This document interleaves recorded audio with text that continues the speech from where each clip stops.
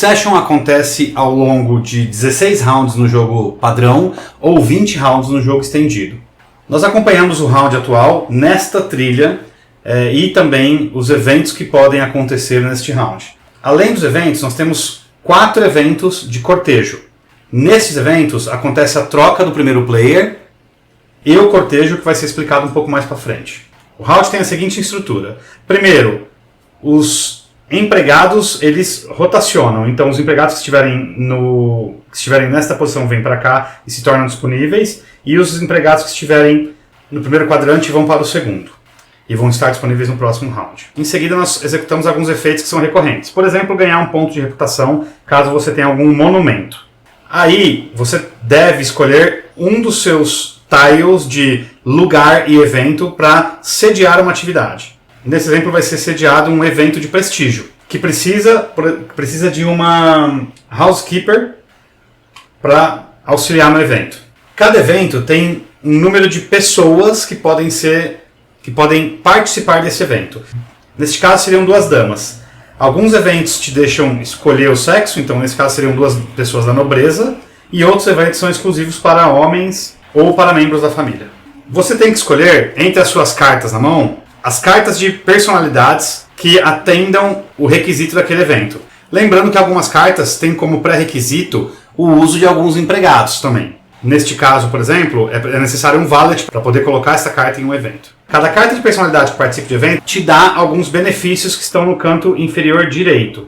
Lembrando que algumas cartas têm níveis e esse nível tem que ser menor ou igual ao seu nível de reputação. O jogador então ganha todos os benefícios que estão desde o tile da atividade até as cartas que ele baixou para aquela atividade. Os serviçais que foram utilizados naquela atividade vão para o primeiro quadrante. As cartas vão para um descarte.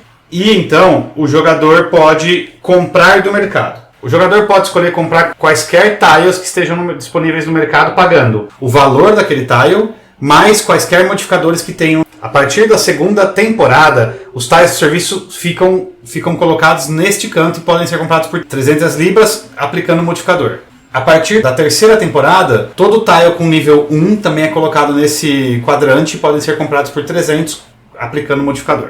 Então é basicamente pagar o custo e pegar este tile, colocá-lo na coluna correspondente àquele tipo de evento. Lembrando que todo tile tem 2 lados. O lado que deve ser colocado é o lado com a rosa para baixo.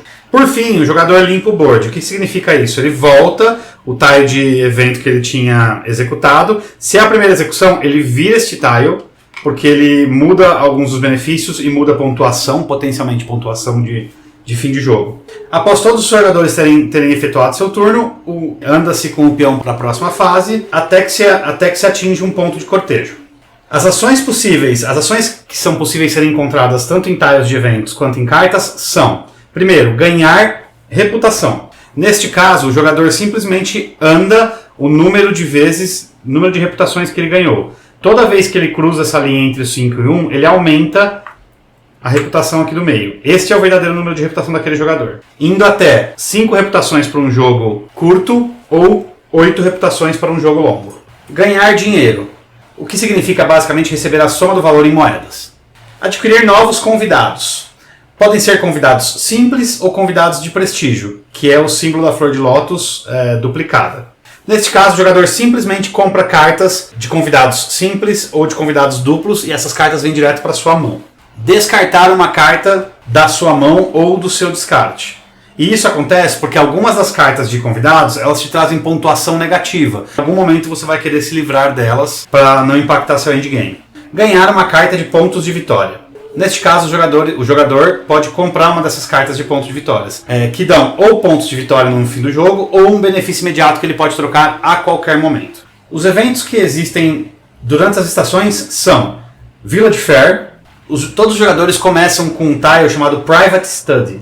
Uma vez que eles executem esse evento, eles podem virar e a partir daí, todo evento de Village Fair, eles ganham 300 libras e 2 pontos de reputação. Então é basicamente uma escolha entre pontos de fim de jogo versus dinheiro e reputação no meio do jogo. Cartas de objetivo. Aqui os jogadores compram mais uma carta de objetivo. Todos os jogadores começam com 5 cartas de objetivo na mão e essas cartas são formas de pontuar no fim do jogo. Durante os turnos, eles podem ganhar ou descartar cartas de objetivo. Builder's Holiday. Neste turno, os jogadores podem comprar qualquer número de tiles do board de mercado. National Holiday. Aqui, os jogadores podem sediar um evento de qualquer nível, usando convidados de qualquer nível. Lembrando que os jogadores só podem sediar eventos e usar cartas de convidados que sejam iguais ou menores que sua reputação. E os cortejos. No começo da temporada, abre-se uma carta de tema. A carta ela fala um tipo de evento. No fim do turno, onde vai ter um cortejo, o jogador que tiver mais pontos vindos daquele tipo de evento pode escolher uma dentre as 2 pessoas da realeza para fazerem parte do seu deck durante essa temporada. Lembrando que essas pessoas elas não têm nível, então elas podem ser jogadas independente da sua reputação e elas trazem bons benefícios. Além disso, os jogadores descartam uma das cartas de objetivo da sua mão.